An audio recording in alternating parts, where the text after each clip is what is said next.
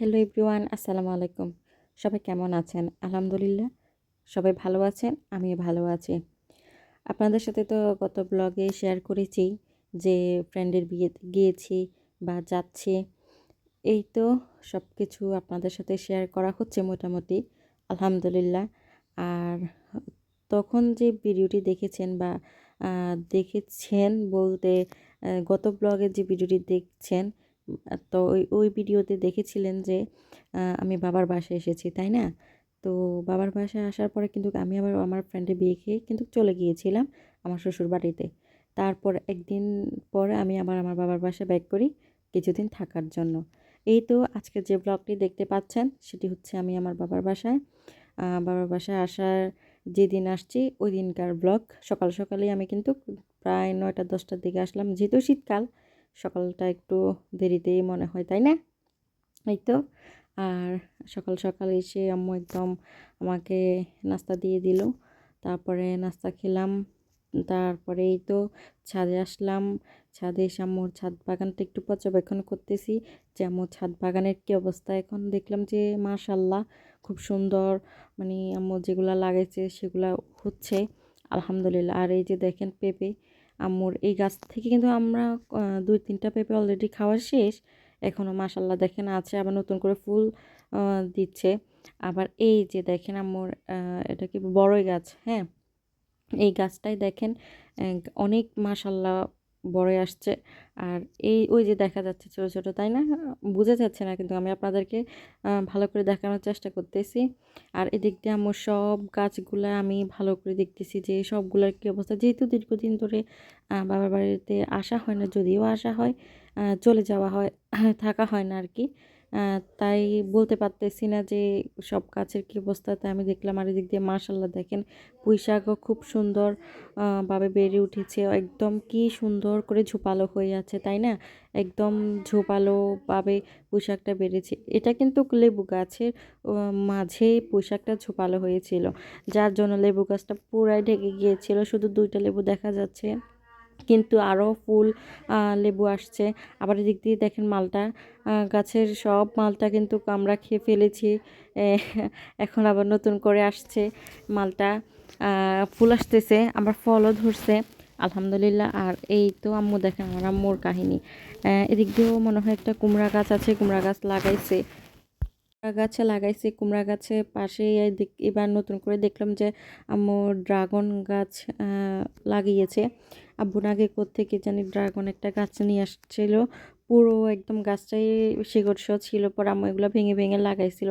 আর এই যে দেখেন আমাদের কমলা গাছ, ছোট্ট কমলা, যে চায়না কমলাগুলো থাকে না, ওগুলা একটাও এখনো পর্যন্ত ফল আসে না। তারপরেও আম্মু এটার খুবই যত্ন নিচ্ছে। আর এটা হচ্ছে ওই যে কি মরিচ, বড় বড় মরিচগুলো থাকে না, ওই গাছ। তারপর আম্মু কী করছে, এটার পাশে লাল শাকের বিচিগুলো ফেলাইছিল, লাল শাক হয়েছে। আর এদিক দিয়ে দেখেন যে বেগুন গাছ, বেগুনও ধরছে মাসাল্লাহ।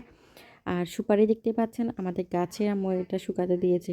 আর সবচেয়ে বিশেষত্ব হচ্ছে কি, আম্মু এবার যে চালের গুঁড়ি, যেটা আমাদের এদিকে চালের গুঁড়ি শীতকালে খুবই চলে, সবাই পিঠা খায়, নানান রকমের পিঠা তৈরি করে, বানায়, সব কিছু করে। এই তো আম্মু সেটা করেছে আমাদের, নতুন করে একদম চালের গুঁড়া করেছে। ওগুলো রোদে দিচ্ছে, যে এগুলো রোদে দেওয়া লাগে, না হলে কিন্তু চালের গুঁড়াটা নষ্ট হয়ে যায়।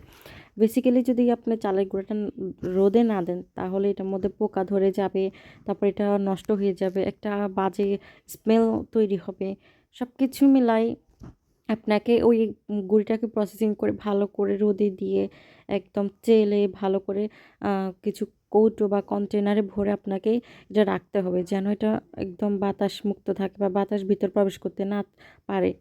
এই তো আপনাদের সাথে কথা বলতে বলতে এটা কিন্তু আমাদের বাড়ির পিছনে চলে আসলাম। পিছনে এসেই আম্মু পিছনে এটা কিন্তু আমাদের জায়গা জায়গা বলতে আমাদের জমি নেই, সেজন্য আম্মু এদিকেও গাছ লাগিয়েছে কিছু। এখানে দেখতে পাচ্ছি বরবটি গাছ। আর এই যে দেখতে পেয়েছিলেন যে মেহেদি গাছটি, সেটা কিন্তু আম্মু আরও অনেক আগে লাগিয়েছিল। যখন লাগাইছিল তখন আমরা আশা ছেড়ে দিয়েছিলাম যে হয়তো মেহেদি গাছটা হবে না, মারা যাবে।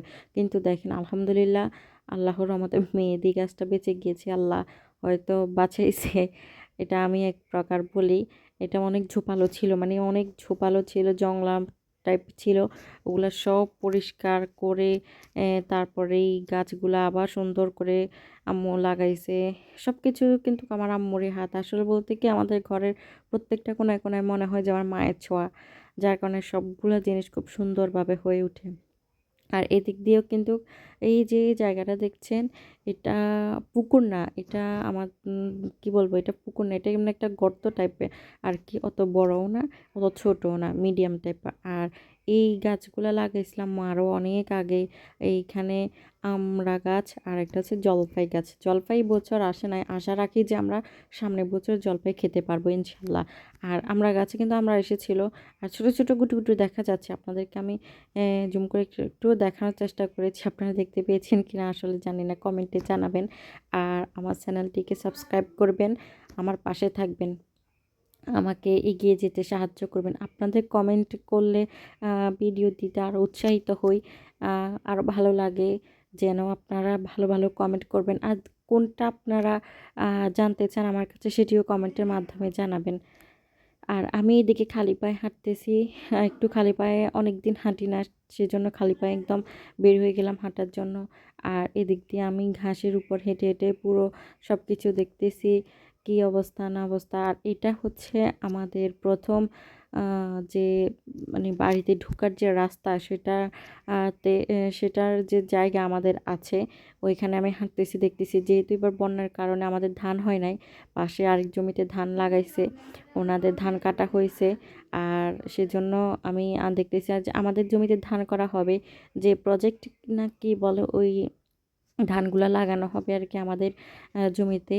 আমি একটু দেখতেছি যে কী অবস্থা। অনেক দিন, আসলে অনেক দিন যাবত আমি জমিতে আসি না, দেখি না যে কী অবস্থা না অবস্থা। আসলে কি বলবো, সব কিছু মিলাই এত ব্যস্ততার মধ্যে থাকা হয় যে, যার কারণে মানে সব দেখা হয় না, বুঝছেন। সেজন্য আসেন, আজ তাই অনেক মনে পড়লো যে না, দেখি একটু হেঁটে আসি। আর ওই যে বাড়ি দেখতে পাচ্ছেন না, ওইখানে কিন্তু ছোটোকালে যেতাম, খেলতাম, অনেক মজা করতাম। কিন্তু এখন আসলে হয়ে ওঠে না। আমরা কি বলবো, সবাই জীবন নিয়ে ব্যস্ত সময় কাটায়, যার কারণে আমাদের কোথাও যাওয়া হয় না, ঘোরা হয় না। আর এই তো এটা হচ্ছে আমাদের আরেকটি জমি, যে এখানে হচ্ছে এখানেও ধান চাষ করা হবে, সেজন্য জমি প্রস্তুত করা হচ্ছে, একদম সুন্দর করে কেটে কুটে প্রস্তুত করছে। যিনি জমি করবে উনি এগুলা সব কিছু একদম দেখছে, করছে। আর এদিক দিয়ে এই তো, এদিক দিয়ে কিছু কিছু জমিতে ধান লাগাইছে, কোথা থেকে জানি ওনারা কি ধান গাছ নাকি সংগ্রহ করে ধান করছে। আসলে বন্যার কারণে তো সব কিছু এবার একদম তছনছ হয়ে গেল। আর এদিক দিয়ে আমি চলে যাচ্ছি বাড়িতে, হেঁটে সব কিছু কমপ্লিট করে দেখে শুনে। আর সবাই আমার চ্যানেলটিকে সাবস্ক্রাইব করবেন, আমার পাশে থাকবেন, লাইক করবেন, কমেন্ট করবেন, শেয়ার করবেন। আল্লাহ হাফেজ, আসসালামু আলাইকুম।